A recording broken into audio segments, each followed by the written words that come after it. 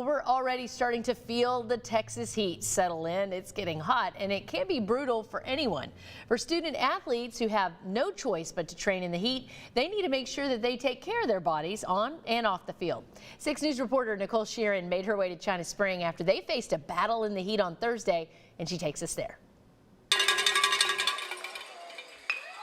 The heat is on us and we've got to be it's different than it was when I first started, and back then you just told kids tough it out, and you can't do that now. The heat has hit the diamond and triple digits are on the way. Sports medicine physician Laura Irvin says athletes need to make sure they prepare their bodies for the elements. So if someone is going to be working out or they're going to be outdoors for an hour or more and losing that sweat, they're going to lose those electrolytes that they need to replace.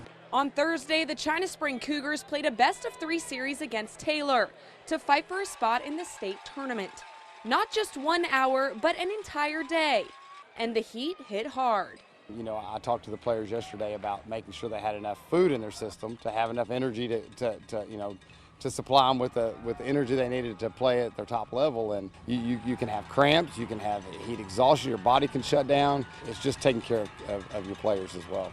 Coach says there's definitely a level between drinking too much water and keeping your body hydrated. And one Cougar on the mound did just that Thursday night, maybe getting a little too carried away with the water, going from puking on the mound to striking out the side. He threw it to the catcher, it was a ball, and he turned around immediately, walking backwards, and I'm like, what's going on? And then about that time, you know, he bent over and threw up, and so I'm like, so we ran out there as quick as possible to try to help him, and he was like, just, I'm fine, I can do this. First, he puked. I mean, I think some people were like, oh, gross, you know, you could hear the crowd like, oh my gosh.